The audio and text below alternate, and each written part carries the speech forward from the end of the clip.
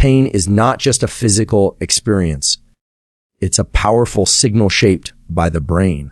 For decades, we believed pain started at the site of injury, but modern neuroscience tells a different story.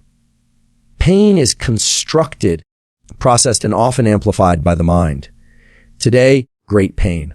I want to take you into the fascinating world of how the brain perceives pain, how it learns pain, and most importantly, how it can unlearn it. Across cutting-edge research in neuroplasticity, either great pain, we've learned that we can rewire how our brain interprets signals from the body. We now understand the neural circuits of the prefrontal cortex, the periaqueductal gray, and other key regions that modulate pain, not just through medication, but through mindset, focus, and deliberate practices. This isn't theory. It's by theory, biology, and it's backed by real-world interventions from breathwork that calms the sympathetic nervous system to visualization techniques that reshape the brain's pain map. Great pain. Whether you're dealing with physical injury, chronic pain, or emotional distress, pain, the science is clear. You can gain control, and you can train your mind to reshape your experience of pain. Either pain is often thought of as a direct result of injury or physical damage to the body, but the latest research in neuroscience reveals a more complex and fascinating reality. Either great pain. Pain is not merely a signal transmitted from the body to the brain. Pain, it is an experience that is actively constructed by the brain itself. When we touch something hot or injure a limb, specialized nerve fibers called nociceptors detect that damage and send electrical signals to the spinal cord. From there, those signals travel to the brain, where multiple regions come together to interpret the threat and generate the experience we label as pain. However, the intensity, quality, pain, and even the presence of pain can vary dramatically depending on how the brain processes those signals. This explains two people with similar injuries can report completely different pain experiences. It also explains why pain can persist long after an injury has healed or even occur in the absence of any physical damage, as seen in cases of phantom limb pain or chronic pain disorders. The brain's interpretation of pain is influenced by various factors: emotions, attention, past experiences, expectations, and even the environment. For example, studies have shown that when a person is distracted or highly focused on a task, their experience of pain decreases significantly, even when the injury is the same. Similarly, anxiety, fear, and depression can heighten the perception of pain by amplifying activity in certain neural circuits. Great pain, functional MRI scans have identified brain regions such as the anterior cingulate cortex, insula, pain, and prefrontal cortex playing central roles in how we evaluate and feel pain. These areas are involved not just in detecting physical stimuli, but in assigning emotional and cognitive meaning to them. When these circuits are hyperactive or misaligned due to stress or trauma, they can create or prolong pain, even in the absence of ongoing tissue damage. Understanding that pain is a product of brain processing opens up entirely new pathways for intervention. Rather than solely relying on medications or physical treatments, either great pain, we can start to harness mental and behavioral tools that influence how pain is constructed in the brain. This includes learning to control attention, regulate emotions, and reframe one's internal narrative around pain, either great pain. The more we understand that the brain has a central role in shaping pain, the more empowered we become to influence that process consciously through scientifically grounded methods. Neuroplasticity refers to the brain's remarkable ability to change its structure, function, and neural pathways in response to experience, learning, and focused practice. This concept, either pain, once believed to be limited to early childhood, is now well established as a lifelong capacity of the human brain. When it comes to pain, neuroplasticity plays a central role in how pain is developed, maintained, and potentially reversed. Chronic pain is not just a lingering signal from the body. Pain, it's often the result of maladaptive neural circuits that have become reinforced over time. These circuits can amplify pain signals, making the sensation more intense and persistent than it needs to be. But just as these patterns can form, they can also be reshaped or weakened through deliberate mental and behavioral training. Great pain neuroplasticity allows us to literally rewire the brain's response to pain. Great pain, when we engage in certain activities such as mindfulness, cognitive behavioral therapy, physical movement, or focused attention, we are influencing which neurons fire together and wire together. Pain. This means that we can weaken the connections that contribute to chronic or unnecessary pain responses and instead strengthen the pathways that support calm, resilience, and control. For example, pain. Repeated use of calming breathwork activates the prefrontal cortex and downregulates the amygdala, either pain, reducing the emotional amplification of pain. Visualization and guided imagery help to create new mental associations that reduce the salience of pain. Even how we speak to ourselves, our internal language, can affect which neural circuits become more dominant. The process of neuroplastic change is not instantaneous. It requires repetition, intention, and consistency. Pain. This is because the brain reinforces what we pay attention to and practice most often. If we habitually focus on pain, either great pain, worry about it, or anticipate it, the brain strengthens the very circuits that make pain feel worse. Great pain. But when we shift attention, engage in calming and rewarding experiences, and mentally reframe the pain experience, the brain begins to favor new, healthier circuits. Over time, this can lead to a reduction in the perception of pain and an increase in one's ability to function with confidence and clarity. Modern neuroimaging has shown that who consistently practice pain-reducing techniques show measurable changes in the structure and connectivity of brain areas involved in pain processing. Focused breathing and interoception are two powerful tools that directly influence how we perceive pain by directly influence by altering the way the brain processes internal signals. Interoception is the brain's ability to sense the internal state of the body, everything from heartbeat and rhythm to temperature and gut tension. This internal awareness plays a major role in how we interpret pain because the brain doesn't process pain in isolation. It evaluates pain alongside all other internal signals to determine whether a threat is serious or manageable. Pain. When we become more attuned to our internal sensations through deliberate practice, pain, we can develop a more precise and controlled relationship with discomfort. This control begins by recognizing that pain is only one of many signals the body sends, and it doesn't always require panic or fear-based responses. Focused breathing, particularly slow and controlled nasal breathing, great pain, has been scientifically shown to reduce activity in the sympathetic nervous system, which governs the body's stress and fight or flight responses. By slowing the breath, especially through extended exhales, pain, we activate the parasympathetic nervous system, what's often called the rest and digest system. This shift brings down heart rate, lowers cortisol levels, and reduces overall physiological arousal. When the body is in this calmer state, the brain is less likely to amplify pain signals.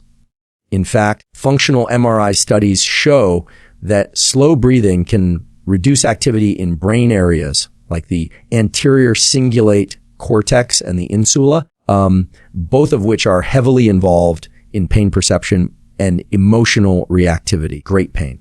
Practices that combine interoception and focused breathing, such as box breathing, physiological signs, or even basic awareness of the breath, help anchor mind and bring awareness to the present moment without judgment. Great pain. This present shifts attention away from the pain itself and toward the broader experience of the body. Great, creating a buffer between the stimulus and the brain's emotional interpretation.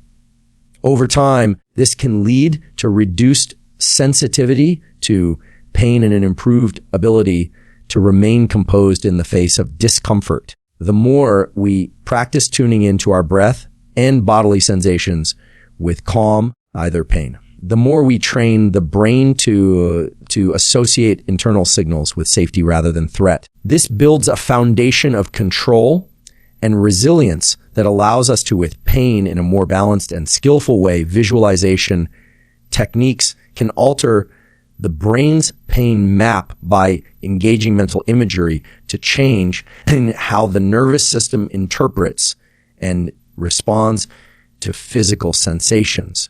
Great pain.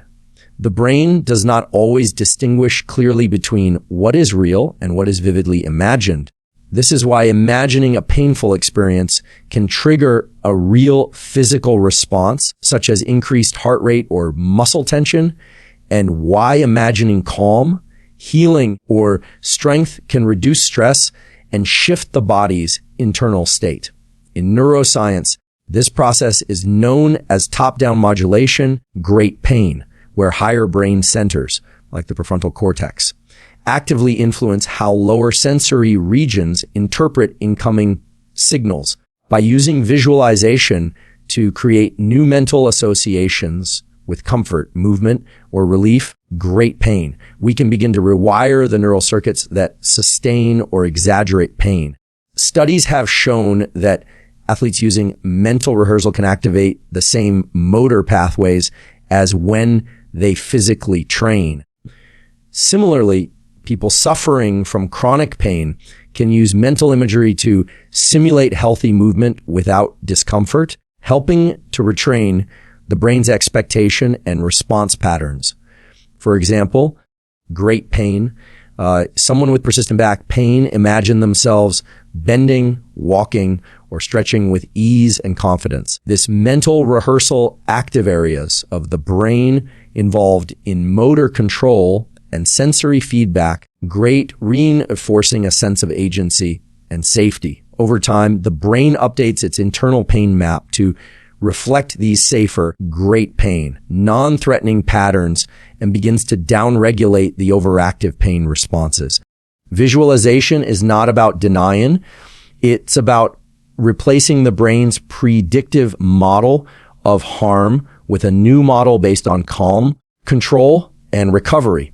These mental images need to be rich in sensory detail and emotionally grounded. The more vivid the visualization, the more it engages multisensory regions of the brain, including those involved in touch, temperature, and proprioception. Combining visualization with slow breathing, soothing music, or progressive muscle relaxation enhances its effects by creating a full body context for healing. Neuroscientific research shows that consistent visualization practice can decrease activity in the default mode network, often overactive in people with chronic pain, and increase activity in areas related to body awareness and emotional regulation. This shows that visualization not only changes what we feel, but how we interpret and react to those feelings on a deep neurological level. Mindset and belief systems directly influence the intensity of pain by shaping the brain's interpretation of sensory input and determining the emotional context in which pain, the emotional context in which pain is experienced. Pain is not purely a mechanical signal. It is a perception deeply influenced by our expectations, emotions, and learned experiences. When a person believes that pain is dangerous, permanent, or unmanageable, the brain tends to amplify the sensation and heighten the emotional response to it. This is because pain is designed to capture attention and motivate action, and beliefs that associate pain with threat trigger stronger activation in the brain's fear and stress circuits, particularly in the amygdala and anterior cingulate cortex. On the other hand, when a person believes they have tools, strategies, and control over their pain, the brain responds differently, often reducing the intensity of the pain signal. The placebo effect is a powerful example of how belief can shape physical experience. Studies have repeatedly shown that individuals who believe they are receiving effective treatment, even if it's a sugar pill, often report significant reductions in pain. This isn't imaginary relief. It's driven by real neurochemical changes in the brain, including the release of endorphins and the activation of pain relief pathways. Likewise, the nocebo effect shows the opposite. When people expect pain to worsen, their symptoms often do, even in the absence of physical changes. This highlights how mindset and belief can literally change brain chemistry and neural activity in ways that increase or decrease suffering. Changing one's mindset about pain starts with understanding its purpose and mechanisms. Pain is not always a sign of damage. It's often a protective mechanism, sometimes overly cautious, especially after injury or trauma. When the brain learns that pain does not always mean danger, the fear response decreases and the nervous system becomes less reactive. Techniques such as cognitive reframing, affirmations, and exposure to safe movements can reinforce new beliefs that encourage calm and control. People who view themselves as capable, adaptive, and resilient tend to report lower pain levels and recover more quickly. These belief systems create a feedback loop that strengthens neural circuits associated with safety and self-efficacy, leading to a more balanced and accurate pain experience rather than an exaggerated or prolonged one. The more we train the mind to interpret pain as manageable, the more we activate top-down processes that reduce the brain's sensitivity to it. Daily protocols can train the brain to become more pain resilient by consistently engaging neural systems that modulate discomfort and reinforcing patterns that promote calm, control, and adaptability. The human nervous system responds to repetition, and by establishing specific, intentional practices each day, it is possible to shift the baseline of how pain is processed and experienced. These protocols don't need to be complex. They just need to be regular and targeted toward influencing the brain's pain circuitry. Simple tools like breathwork, visualization, focused movement, cold exposure, and mindfulness can each play a unique role in altering the body's physiological and psychological response to pain. When performed daily, these tools condition the nervous system to be less reactive, more adaptive, and more balanced in the face of stressors. Breathing techniques such as the physiological sigh or box breathing can be practiced for just a few minutes each morning and evening to regulate autonomic arousal. These techniques shift the body out of a sympathetic fight or flight state and into a parasympathetic rest and digest mode. This state change has direct effects on how pain signals are processed, lowering inflammation and reducing the amplification of pain in the brain. Visualization exercises done for 5 to 10 minutes a day help establish a mental blueprint of ease and recovery that the brain begins to treat as familiar. This helps rewrite the predictive model the brain uses to interpret sensations, making it less likely to default to pain when encountering neutral or mildly uncomfortable stimuli. Movement is another critical component of a daily protocol. Gentle, intentional movement, even walking or stretching, combined with attention to breath and posture, retrains the brain to associate motion with safety rather than harm. Over time, this can desensitize fear-based responses and build confidence in the body's capability. Journaling or self-reflection can also be part of a pain resilience protocol, providing a structured way to reframe negative thoughts and strengthen empowering beliefs about recovery and control.